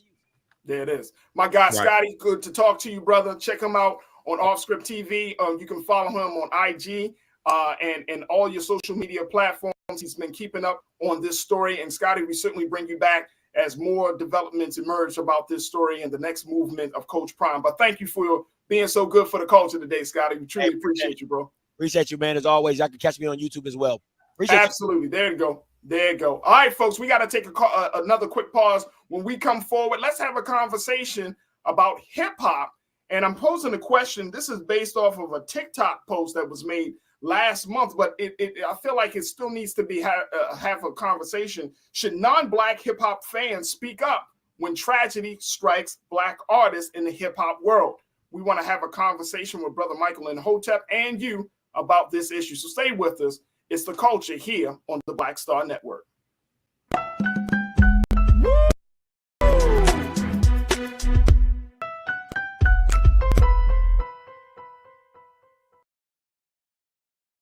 Black Star Network is here. Oh, no punch! I'm real revolutionary right now. Thank you for being the voice of Black America. All momentum we have now, we have to keep this going. The video looks phenomenal. See, this difference between Black Star Network and Black-owned media and something like CNN. You can't be Black-owned media and be scared. It's time to be smart. Bring your eyeballs home. You dig? When you talk about blackness and what happens in Black culture, we're about covering these things that matter to us, speak to our issues and concerns. This is a genuine people-powered movement. There's a lot of stuff that we're not getting. You get it, and you spread the word. We wish to plead our own cause. Too long have others spoken for us. We cannot tell our own story if we can't pay for it. This is about covering us. Invest in Black-owned media. Your dollars matter. We don't have to keep asking them to cover our stuff. So please support us in what we do, folks. We want to hit 2,000 people, $50 this month, raise $100,000. We're behind 100,000, so we want to hit that. Y'all money makes this possible. Checks and money orders go to P.O. Box 57196, Washington, D.C. 20037-0196. The Cash App is $RM Unfiltered. PayPal is R Martin Unfiltered. Venmo is RM Unfiltered. Zelle is roland@rolandsmartin.com.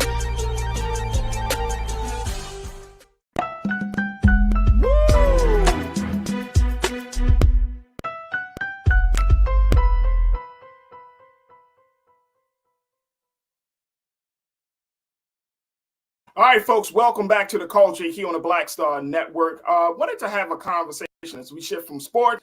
Let's talk about hip hop. And this is something that is near and dear to my heart, and I'm sure to you. And this is really one of the big elements of the show, The Culture, because there's got to be some conversation about one of the mainstream forces that is shaping our culture, which is hip hop music, hip hop artistry, hip hop community. And I'm so happy to have my brother Michael and Hotep, host of the African History Network podcast show. You can definitely check him out. He's going to give us some more information about some of the things that he's doing. But we wanted to talk a little bit about this case of hip hop. There is a number of people that are greatly concerned about the state of hip hop, especially with the unfortunate killing of many of our top hip hop artists. The last being Takeoff, who was shot and killed just a few weeks ago. And it has reverberated around the industry within the hip hop community about just how serious things have gotten for hip hop artists to express themselves, how violent the culture has become. And this has been an ongoing conversation, so much so that the daughter of Russell Simmons and his ex-wife, Aoki Lee Simmons, she put out a post. It was actually a TikTok that she put out. And one of the things that she talks about is the fact that now there needs to be more responsibility taken by non-Black hip hop fans to speak up when tragedy hits the community. I want to bring in Brother Michael and Hotep to shed some light on this. Brother Michael, when we look at this situation, right, we know that hip hop has become a global force around the world. Everybody has tuned in. You can go in any part of the world and you will find hip hop artists. But now we're still seeing a certain level of detachment. And this is what this young sister, Aoki, and I think that's how you pronounce her name. This is one of the things that she spoke about. And I want to share with folks just a few of the quotes that she made during this TikTok post. Take a look at this first quote here, folks. She said, you know, every time a Black hip hop artist, a rap artist who has broken into the American mainstream dies, it is only those communities, the Black community, the hip hop community, who are actively involved in their remembrance or in mourning them. At the same time, like so many privileged non-Black people are living their life, the soundtrack to their life is this music. They're using it for everything. They're getting so much value from these people, these artists, and from their life stories. Let's move on. Let's get the next quote. Thank you. She said, but when the artist dies, not a word, so much of what makes hip hop so compelling is about its stories. Part of which makes it so compelling to white America is it's so often the stories of the traumatic lived experience of Black Americans, like the absolute worst parts of systematic oppression and the havoc it wreaks on communities in the hood, violence, and drugs. And she got one more part. I'm gonna throw this in there. Let's throw this in there, and then we get Brother Michael's and his thoughts on this and yours. He said, she said, you want to appreciate the art, profit off the art, give profit to their art, but completely devalue and continue to oppress and ignore the humanity of the artist. So when these artists die young, it's so obvious how much these quote unquote fans care about them as human beings. He issues that kill your favorite rapper are often the same people, are the same issues people are marching in the streets for, but there is a disconnect with that. Big disconnect. All right, let's bring Brother Michael and Hotep in. Brother Michael, do you think Sister Aoki has a point that there is this kind of disconnectedness that's happening with non-Black hip hop or non-Black hip hop fans when this tragedy strikes? Do you think that they could do more? What's your take on this, brother? Well, I think she has some points here. I think with Takeoff, he's one of the more prominent hip hop artists who tragically passed away, who was killed. So in his case, if you Google Takeoff, Migos, you'll see all these stories from mainstream media about him being killed, about updates to the story, about I think a suspect arrested. I'm looking at ABC News, Associated Press, USA Today, ABC 13, things like this. So with him is more of an exception.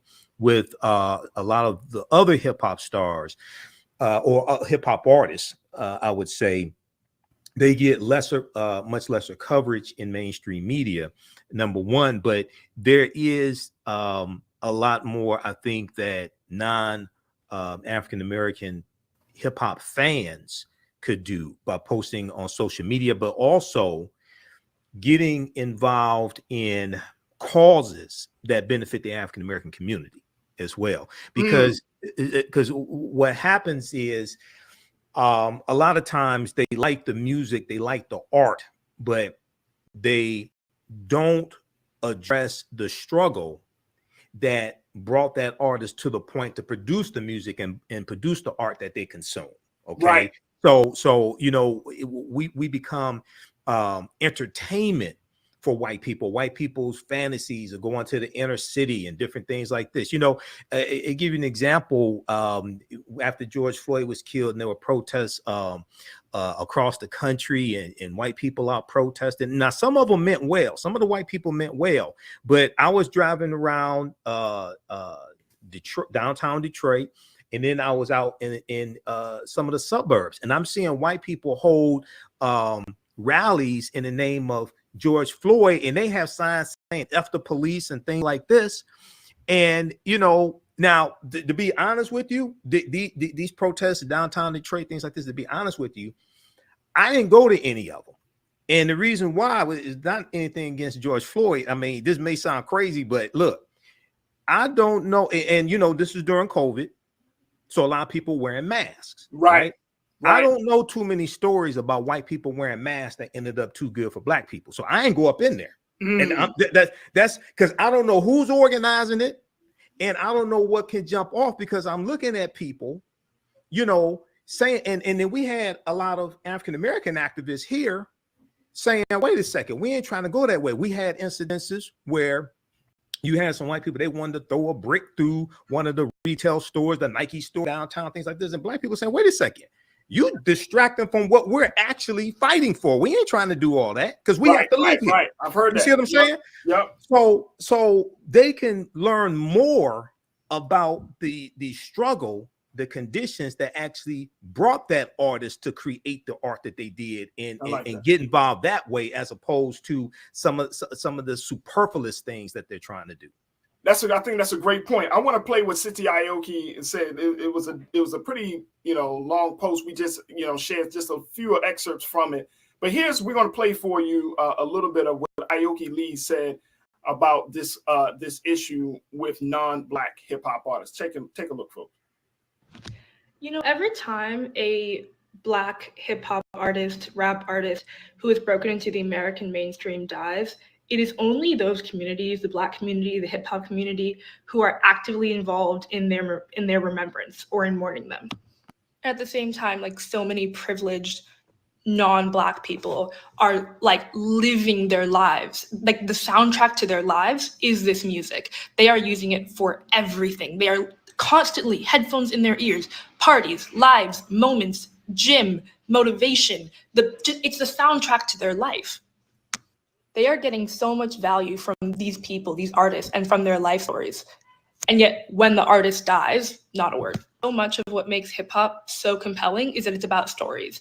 And part of what makes it very compelling to white America is it's so often the stories of the traumatic lived experience of Black Americans, like the absolute worst parts of systematic oppression and the havoc it wreaks on communities in the hood, violence and drugs.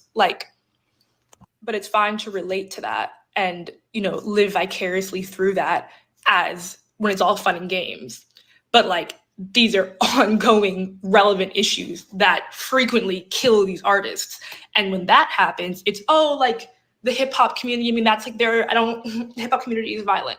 You were just vicariously trying to insert yourself into that community. You were just appreciating the edginess of it. And that, to me, is a huge part of why the appreciation of Black art in American history is often so dehumanized. It's like a double-edged sword, because you want to appreciate the art, profit off the art, give profit to the art, but completely devalue and continue to oppress and ignore the humanity of the artist. So when these artists die young, it's so obvious how much these fans cared about them as a human being and cared about the issues they and their community are facing. The issues that kill your favorite rapper are often the same issues people are marching in the street for, but there's a disconnect with that. Like activism and socio-political issues and entertainment as a political thing, like there's a disconnect. And I know I might receive some hate for how I brought this up, that I brought it up at all, because I'm so privileged myself. But I know that all that privilege, every opportunity I have to live the privileged life that I live, get the education I'm getting, experiencing that I've been lucky to experience, I owe all of that to this music and this art form and Black art. Like everything I have, I owe to Black art. So I'm going to do my best to speak on it when I think it's important. Because if I didn't, I feel like I would be just as bad. That was Aoki Lee, who is the daughter of Russell Simmons and Kimora Lee Simmons. We're going to take a quick pause. When we come forward, we're going to get more conversation. We're going to get more thoughts from Brother Michael and Hotep. And I'm going to share with you the comments that you guys are posting for our online culture crew. Stay with us. It's The Culture right here on the Black Star Network.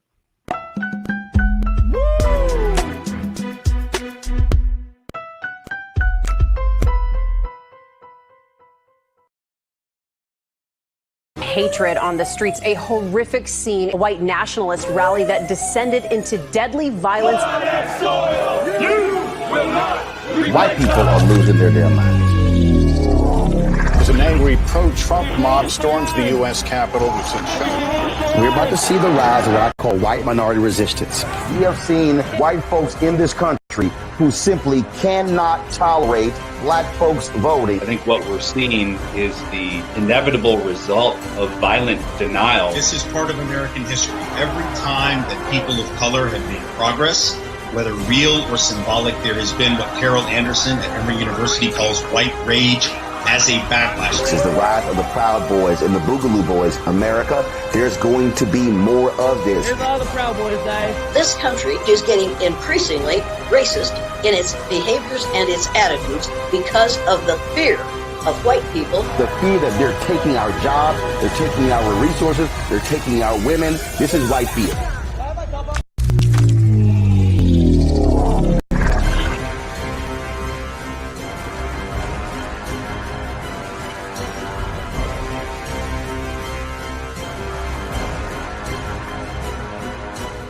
Black Star Network is here. Oh, no punch!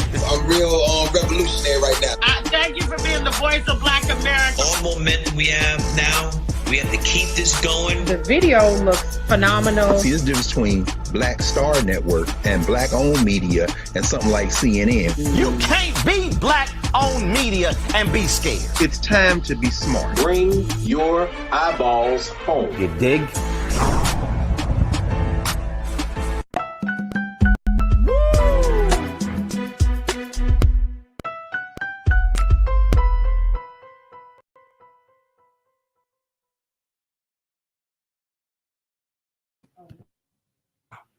Folks, thank you so much for tuning back into The Culture here on the Black Star Network. We've been talking about hip-hop culture as Russell Simmons and his ex-wife, Kimora Lee Simmons' daughter, Aoki Lee, had put out a tick-out. This was happening a few weeks ago, but I just felt like it just wasn't discussed enough. So I wanted to bring it to the forefront today because there are still big conversations about the state of hip-hop, especially as we're losing a number of major and minor hip hop artists, young black men in particular, because of various scenarios.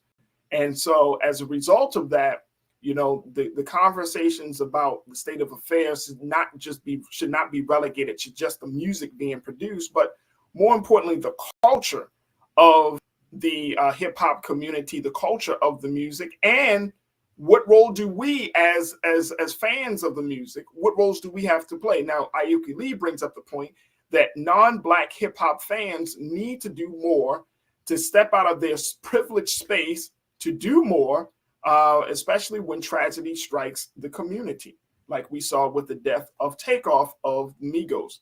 So we are bringing this question to the forefront, and we want to hear from you. So many of you are already jumped into the chat as we're streaming on various platforms, including Facebook and YouTube, and wanted to share your thoughts on this. And I'm going to bring my brother Michael and Hotep to back into the conversations of this. But this is interesting. This is very, very interesting. And one of the things, Brother Michael, I want to get your take on this, and then we go to some of our comments from our online culture crew. One of the things is that when Aoki said that it's like we're living, that non-Black hip hop fans, white fans are living vicariously through Black artists.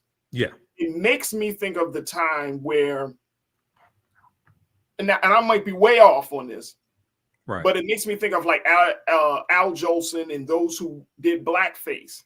Okay. Yeah. in films and in theater, right? Because they wanted to see what it was like. It's like this. It's like what we have seen in America for many years since our sojourn in this country, brother.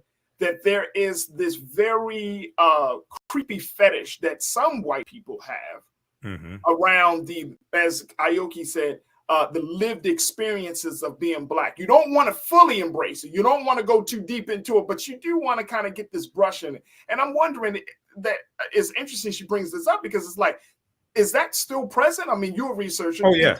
Do we still see that today? Oh, it's very much present. And you got a whole family that's made over $1 billion off of it. It's called the Kardashian family. They're culture vultures. And the whole family got rich off of a Black man's penis. Ray J. That's how we found out about Kim Kardashian. People weren't talking about the Kardashians before the sex tape came out. Okay, Kim Kardashian was Ray J's girlfriend. They do a sex tape. The mother negotiates a deal with Vivid Entertainment. It becomes the best-selling celebrity sex tape in history. Then they get a reality TV show from it. Right. And you know, they built an empire from it. You have you know, some of the women wearing Bantu knots, like Kylie Jenner, I think it is, wearing Bantu knots, things like this, dating Black men, whether it's Lamar, like with Khloe Kardashian with Lamar Odom, or you know, Kim with Kanye, and then they get divorced, and you have that, and then the dehumanization of African Americans has always been entertainment in this country. There's always been entertainment in this country. You talked about Al Jolson, the jazz singer, where he performs in blackface and sings Mammy. You go back to the creation of blackface with T.D. Rice, Thomas Dartmouth Rice, who created the Jim Crow character about 1828, 1829, which comes from the song "Turn Around, Jump Around, I Jump Just So. Every time I turn around, I jump Jim Crow." And what he does is he puts on tattered, torn clothing. He puts on blackface. And he adopts a Southern dialect to imitate African Americans, basically African slaves at that time, still during slavery. And he then the minstrel shows become the largest form of one of the largest forms of entertainment in the country. And you have other white men that imitate this as well. And this leads to one of the most popular radio shows in history called Amos and Andy.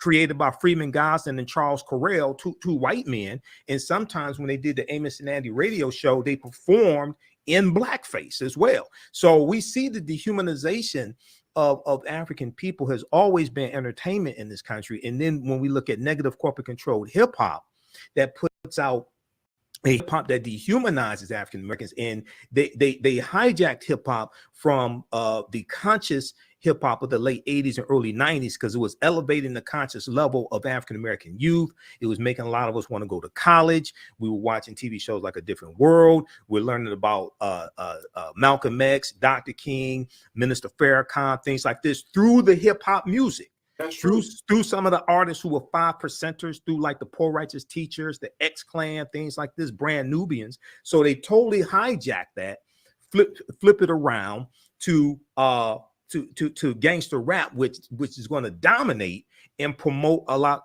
violence and killing, things of this nature. The blame does not go necessarily so much so to the artists. It goes to the white corporations that manipulate the artists. Okay.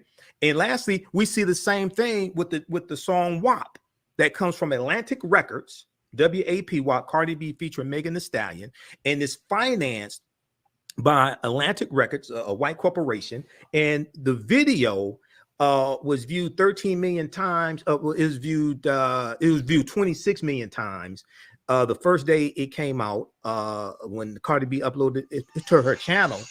But what's really interesting of that, and I did a panel discussion with African American women on this song in the video. All the women in the video of African descent, except for Kylie Jenner. The bass line repeats the phrase, "There's some whores in this house," about 79 times. White people created an online campaign to have Kylie Jenner digitally removed from the video. Wow. Now, the reason why they did that largely is because they felt the need to rescue this white woman because you only protect what you respect. And they were saying that she did not belong in that video. They didn't say get rid of the video. They didn't say we want to save all these women. They wanted to rescue Kylie Jenner, who's a billionaire, and she said, you don't belong in there. It's all right for the Negroes to do that. It's all right for the Negroes to put out sexually explicit lyrics. It's all right for the Negroes to have a song that repeats the phrase, there's some whores in this house approximately 79 times, but you only protect what you respect. So we're going to rescue this white woman. Let those Negroes do that. So the humanization of African people has always been entertainment for this country. And to prove my point, the song became, it got an American Music Award for Best Song of the Year, as well as a Grammy. If your best song of the year is WAP, that was a terrible year for you. Oh my gosh. Oh my gosh. All right, let's go to, Brother Michael, you put it out there. So let's go get some comments from our online culture crew. Michelle Ray, you said hip hop started as a conscious delivery of meaningful thoughts. Okay, you said that. You said now it has become a business model of death and destruction for profit at the expense of the Black community's well-being. So they have institutionalized, Brother Michael, and I think this is to your point, they have institutionalized a soundtrack to our demise. Well, absolutely. And the way you destroy a nation is you do it through the music, because the music hits the youth first. Yeah. So this is what you do. And we're the only people who would tolerate something like that, because they would never, if you go to azlyrics.com, the letter A, the letter Z is Z, I go there all the time. Go to azlyrics.com and read the uncensored lyrics to WAP, and then show me what white female star has released a single that's financed by a company, has a video that has equally as explicit, sexually explicit lyrics. They're not going to do that, because they know what happens is if you put out lyrics like that, they know people are going to act upon it. But see, the other thing that's so devious about this, and the majority of the blame is not with Cardi B and Megan Thee Stallion. They're being, and the other sisters, Sukiyana, things like this, they're being used by these white corporations. These white corporations know better. That's why they won't let white women do that. But see, what this does is, when you contribute to that environment like that, you're contributing to an environment that inflicts violence upon African-American women, okay? And you inflict violence upon African-American women because you deem them as lesser than. So let me ask you this though, Brother Michael. What is the role of the non-Black hip-hop fan? I mean, what should be and Aoki Lee is saying, and I hear a lot of folks in the chat saying that they want our artistry, they want our music, but they don't want our pain and our struggle, right? Exactly. So I get that, because nobody. Let me just y'all gonna trip off of this, but I'm saying this in terms of being outside of us. They're not choosing. They don't really want to be Black. Nobody wakes up. And I'm saying a non-Black person wakes up and say, hey, I want to be Black. Oh, no. They want to be Black until the police show up or it's time to go apply for a job. Yeah. That's my point. Right? They want the coolness of being Black. You want Black. to be conveniently Black. Right, exactly. Right. But so should we even have an expectation of the non-Black hip hop fan doing something when anytime tragedy strikes the hip hop community? Should there even be an expectation of that? I think we're the ones that we should be the ones who set the expectation. You mean Black folks? Yeah. Gotcha. Those and those putting out hip hop music, those artists, we should be the ones that set the expectation, so that it's okay. You like this artist, you like the music, okay. You get to learn more about what created the environment that they come from. Right. And learn more how you can help people who look like that artist. Okay, because what happens is when you have artists that put out music that promote violence, if they get caught by the police, they have attorneys to help them. But the young brother or sister in the hood that imitates what they do, they don't have those resources. They're going to prison. Right. Okay. Right. So we have to understand this. Absolutely. Let me go back to my culture crew. Folks are checking in. Lana, you said Hebrew Black can be sold. He sold the students in the Black experience. Oh, I'm sorry. This is the wrong comment. This is talking about, I'm sorry, Lana. We're going to get you back to that one. But let's look at this, because this is interesting. This is interesting. I'm trying to pull up a couple of the comments, because we got people that have checked in from all over the country to speak on this. Zoe Bing, you said social media is part of the problem. The algorithms love boosting white people singing and dancing to Black music. They are not real fans, just circus monkeys feeding the Mac. Wow. Right. Wow. So we have songs on on social media platforms, TikTok and other spaces, and they show that. And guess what? Some of these songs, and I've seen, and I don't know if you saw this too, Brother Michael, but when some are playing these songs, like they might do a dance or they do a routine, and you can hear the N-word coming up in the back.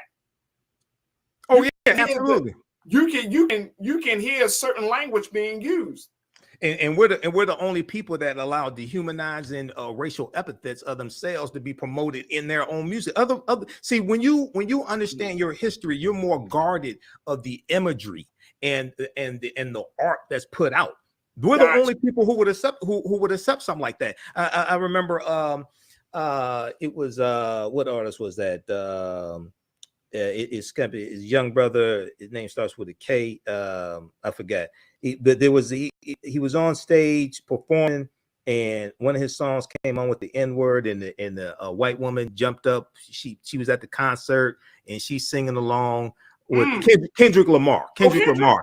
Yeah, Kendrick Lamar. I was like, maybe somebody else. Okay. Kendrick Lamar, and the white woman stepped up, and she was rapping. She was singing along and singing the N-word. He stopped her from singing the N-word, and people were applauding him for that. My question is, why the hell do you have the N-word in the song in the first place? See, we don't understand how we're playing into this trap. Because does that send the mixed message?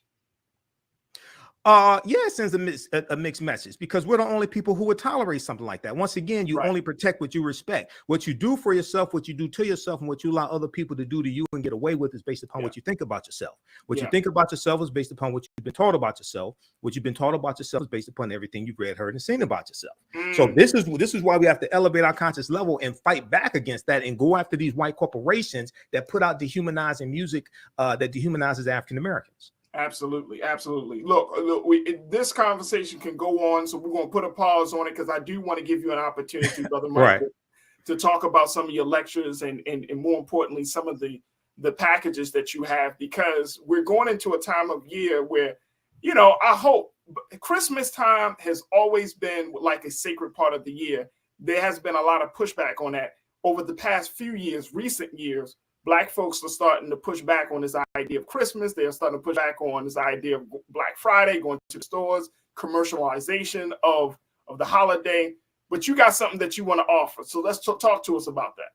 Well, at theafricanhistorynetwork.com, we have a 15 lecture bundle pack in digital download format of my lectures. This is the African History Awakens the African Mind from Mental Death. It includes some of my lectures done with the film Black Panther, the African Presence in the Americas, lectures done with Dr. King, Malcolm X, all different topics: economic empowerment, politics, 6 principles of political self-defense. It's $150 value, on sale for $50. You can order it right now. You can download it. You can stream it as well. It makes a great gift. Also, it's $150. HistoryNetwork.com. Also, you can register for the online history classes, 10-week online history classes that I teach on Tuesdays and Wednesdays, normally 7 p.m. to 9 p.m. Eastern Standard Time. Tuesdays is from the Civil War to the Civil Rights Movement and Black Power, 1865 to 1968. And we look at history from 1800 through 1968 chronologically. And then especially to understand what happened to us after slavery ended, how we got to where we are today, to understand where we need to go from here. And on Wednesday, 7 p.m. to 9 p.m. Eastern Standard Time, my big class, the one I've been teaching since 2017, Ancient Kemet, one of the original names for Egypt, Ancient Kemet, the Moors, and the Ma'afa, understanding the transatlantic slave trade, what they didn't teach you in school. Okay, that's so awesome. We do the sessions live. All the sessions are archived and recorded. Scroll up a little bit. The previous class, go up, keep going up. We do the sessions live. All the sessions are archived and recorded. Keep going up. And that's the first class right there. All the sessions are archived and recorded. You can go back and watch it anytime. Keep scrolling up. A year from now, 2 years from now, you can go back and watch the entire course. Okay. Yeah. And the information is PG-13, so you can use it with your children as well. TheAfricanHistoryNetwork.com. There it is right there. Brother Michael Imhotep, host of the African History Network podcast show. And you can see him here on The Culture. You can see him on Roland Martin Unfiltered. He's been putting in work and continues to speak about the history and the culture. And he's always encouraging us to learn about politics, history, and law. And law, yep. I brought it up earlier in our earlier conversation today, Brother Michael. So that has certainly stuck to me. I appreciate you, brother. As always. Appreciate you too, Farajii. Absolutely. And folks, y'all continue to support Brother Michael. Definitely go to the AfricanHistoryNetwork.com and get all the information. Get that bundle pack. Take advantage of knowledge that's being offered. Yes, please do. That helps support the African History Network and the research. Thank you. Absolutely. There it is right there. Brother Michael, thank you for being so good for the culture, brother. All right, brother. You too. Peace. Peace. All right, folks, that's going to do it for us. But I thank each and every one of you. If this is your first time watching The Culture, welcome. If your 1,000th time of watching The Culture, welcome. Thank you so much for being a part of our online culture crew. And more importantly, thank you for supporting us. Make sure y'all check us out at blackstarnetwork.com, where we have all of the latest news and information about what's going on in Black America, and more importantly, to bring conversations that are relevant as we continue to plead our case and tell our story. Make sure y'all support us at at blackstarnetwork.com. We truly, truly appreciate your support. Make sure you also follow us on our social media platform at Black Star Network on IG and Twitter. And while you're on social media, make sure y'all hit me up on IG and Twitter. IG, you can find me at The Real Farajii, and on Twitter, you can find me at Farajii. I love to connect with you. Let's continue to build the community of the online culture crew, and let's continue to have dialogues that are relevant and important to the culture of Black America. So thank you for your support. Stay tuned. Up next is Roland Martin Unfiltered, RMU, at 6 p.m. Eastern Standard Time. But as always, family, never be afraid to challenge what's wrong. Stand for what's right while being yourself in the process. God willing, we'll talk tomorrow for another exciting edition of The Culture right here on the Black Star Network. Peace.